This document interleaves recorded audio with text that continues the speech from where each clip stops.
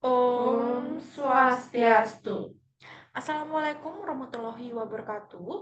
Shalom Namo Buddhaya, salam kebajikan dan salam sejahtera bagi kita semua. Salam harmoni.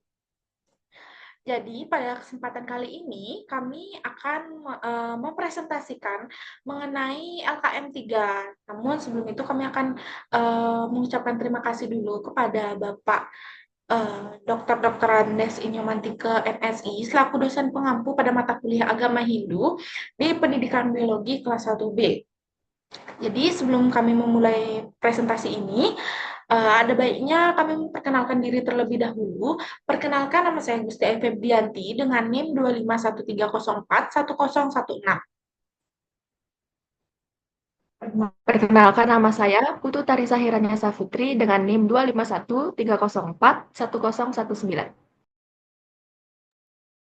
Perkenalkan, nama saya Ayu Eka Dana Laksmi Dewi dengan NIM 2513041022.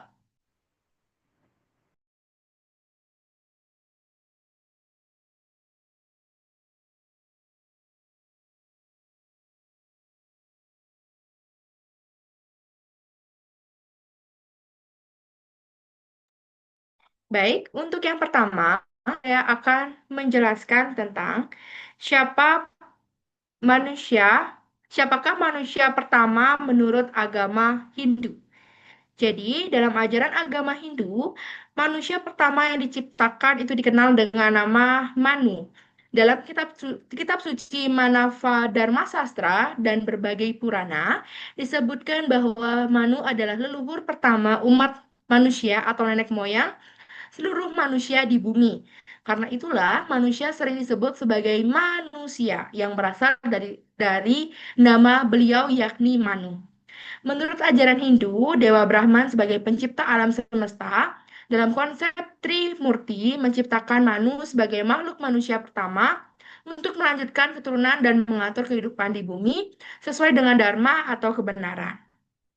Terdapat beberapa Manu dalam setiap zaman atau Manvantara, tetapi yang paling terkenal adalah Manu Vaivasvata, yaitu Manu pada masa sekarang. Beliau dianggap sebagai nenek moyang umat manusia saat ini karena setelah peristiwa banjir besar yang hampir memusnahkan kehidupan di bumi, mirip dengan kisah Nabi Nuh dalam agama lain.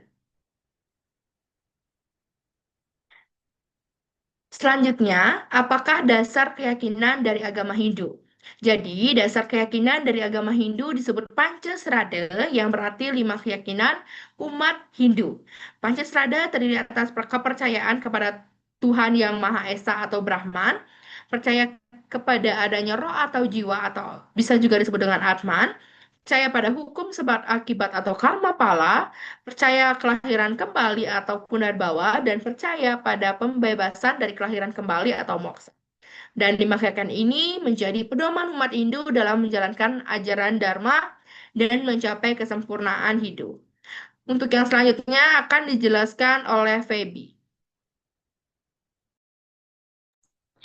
Jadi, untuk pertanyaan yang ketiga, yaitu sumber penyakit pada tubuh manusia ditinjau dari agama Hindu.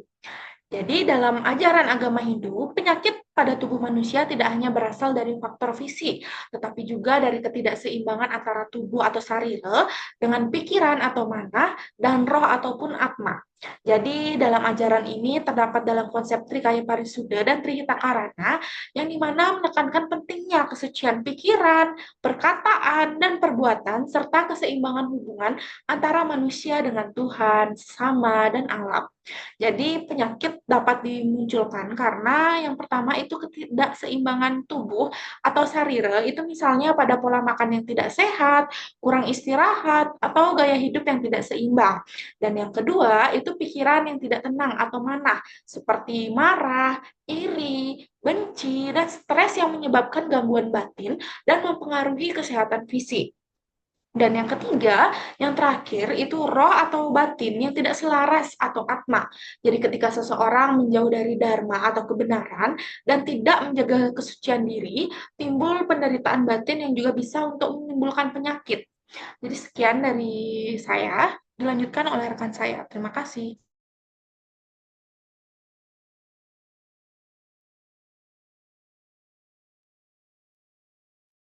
Baik, di sini saya akan menjelaskan soal nomor 4, yaitu pengobatan atau usada dalam sastra Hindu dalam menghadapi penyakit yang menyerang tubuh manusia. Dalam ajaran agama Hindu, khususnya dalam sastra-sastra Hindu di Bali, usada adalah ilmu pengobatan tradisional yang digunakan untuk menyembuhkan penyakit tubuh maupun batin manusia. Kata usada berasal dari bahasa Sanskerta ausadi, yang berarti obat atau penyembuhan. Ilmu usada ini bersumber dari lontar usada seperti usada Tarup Pramana, usada Tiwang, usada Rare, dan lain-lain, yang berisi pengetahuan tentang jenis penyakit, penyebabnya, dan cara penyembuhannya. Dalam ajaran Hindu, pengobatan tidak hanya berfokus pada tubuh fisik, tetapi juga memperhatikan keseimbangan antara tubuh atau sarira, pikiran atau manah, dan roh atau atma. Oleh karena itu, penyembuhan dilakukan dengan dua cara. Yang pertama, secara lahiriah atau sekala, menggunakan ramuan obat dari tumbuh-tumbuhan, akar, daun, atau bahan alami lain sesuai petunjuk dalam lontar usada.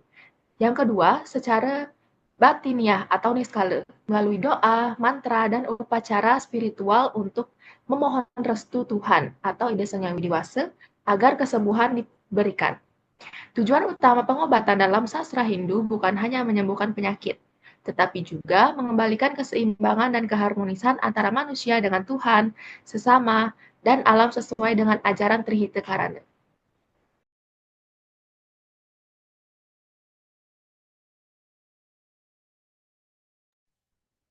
Jadi sekian yang dapat kami paparkan selaku kelompok 2. Terima kasih atas kesempatannya dan mohon maaf jika ada kesalahan kata yang disengaja maupun tidak disengaja.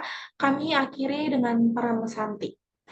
Om Santi Santi Santi Om.